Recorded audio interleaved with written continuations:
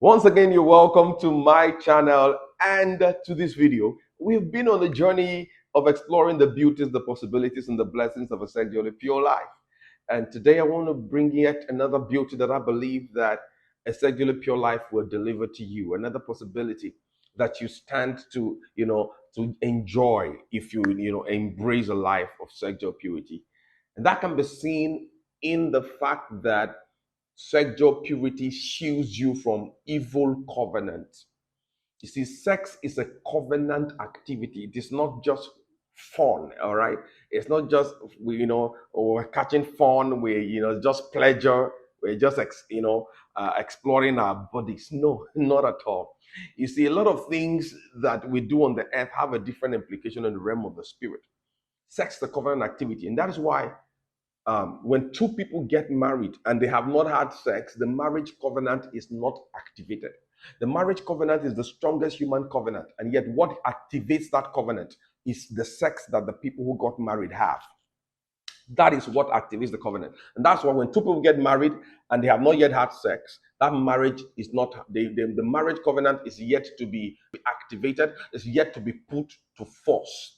And so when two people are married and they have not had sex and somewhere along the line they need to separate, it's not a divorce, it's called annulment, because they were not really, that covenant didn't get active. So the devil knows that sex is a covenant activity. It's people who don't know. And so what he does is that he takes advantage of that knowledge to get access into a lot of people. You see, a covenant gives you access. It gives you access for exchange. It's a platform for exchange. When you get into a covenant with somebody, there's an exchange. That's why even in marriage, people make exchanges. You make vows, I make vows. We exchange, we declare that our bodies don't belong to each other anymore. My money doesn't belong to me anymore. All that I have become yours. All that you have become mine. That's what a covenant does. And so Satan takes advantage of that.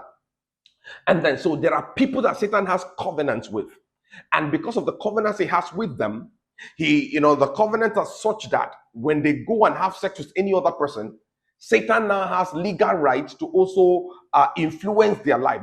Those are the terms of the covenant Satan has with these people. So there are people that have covenants with devils and demons.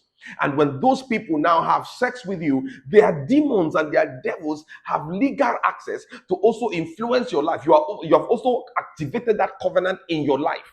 So there are people going around sleeping with people who have demonic covenants in their life, and they do not understand why their lives are getting complicated. There are demons finding access into their life to influence their space, even though they may be Christians. As a Christian, you cannot get possessed by demons while you are a Christian, while you are born again Christian. But then you can get influenced by demons. Demons can be actively involved in your life and your affairs. And so this is something that for me brings a holy fear upon me. I don't want to mess my life up with demons. No, I just want to get involved with the Spirit of God. I don't want to have transaction with demons. And people are frivolously having sexual activity out there and not knowing that exchanges are taking place. There's a young lady that had to open up to a young man. Somebody contracted her. This man went and did a ritual, and he wants his business to grow, so he did a ritual. And in that ritual, he was required to contract a lady, and then some rituals also be performed on the lady. He brought a young lady, that the rituals were also performed on.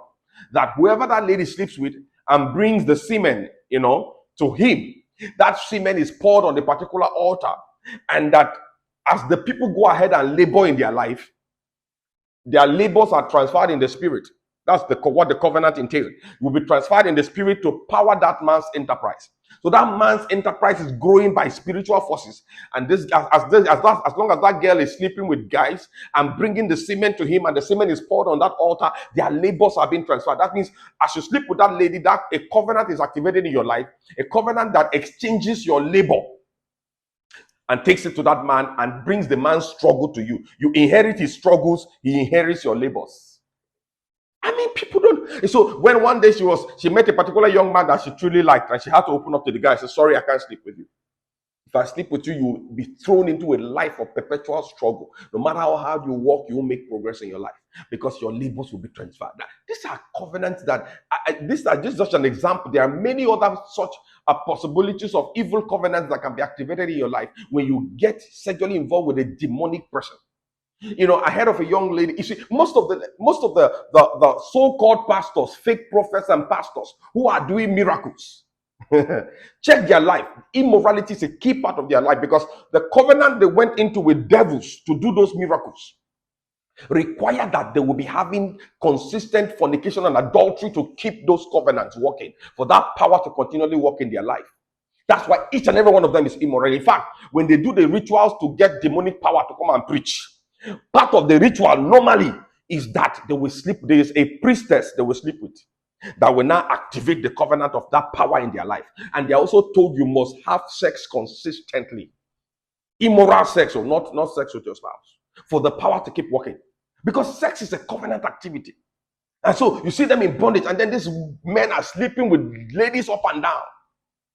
Ladies are sleeping with them and feeling nothing is going on. You are here, you are sleeping with an immoral so-called man of God. You don't know what you're engaging yourself in. I had a story of a young girl who got deflowered by this man who does miracles in the name of the Lord, but we know that he's not a true man of God. Because you cannot be that immoral and be walking in power. That power is questionable. And as she slept with that man, till today her life, she has an uncontrollable sexual urge. She will be in a relationship going towards marriage.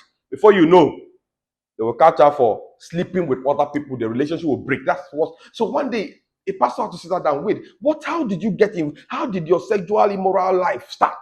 And she said, that particular man is the one that slept with me. And we know the man, he operates with powers that are not of God.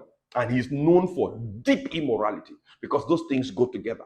So you don't think you're catching cruise, sleeping with this so-called man of God. You don't know what's going on.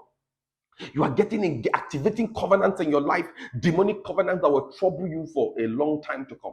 And some of the people you see on the streets are not normal people. You think it's everybody you see dressed with fine perfume and looking good that is a normal person. You are joking. Some of the ladies you are seeing have covenants. They're from the water spirit world with covenants. If they sleep with you, I think the film by the movie by the Winlows, Prophet suddenly captures this so powerfully. How these covenants work. Don't get your life complicated by immorality. You know, in Genesis chapter 38, we see the life of Judah. Judah, from verse 15 to 18, thereabout. Judah wanted to sleep with this woman, and she said, look, before I sleep with you, you're going to give me your signet. That's your identity. You're going to give me your staff of authority. She asked for certain exchanges. And these are the exchanges taking place when people get to sleep with people who have spiritual covenants. Evil covenants. These exchanges begin to take place, and you don't even know that the things you were transacting in the sexual intercourse is afterwards you walk away from there and see things begin to play in your life that were not playing out, difficulties, challenges, and complications. But when you embrace sexual purity, you just spare yourself all this nonsense. I implore you to hold on to a life of sexual purity. Embark on this journey. No matter how deeply you've gone into immorality, begin the journey to come out today. There's grace available. You can reach out in the description of this video. There's a number you can reach out, and we can, set you up on the road by the grace of God to come out of whatever entanglement and demonic involvement you've gotten into through sex. God bless you.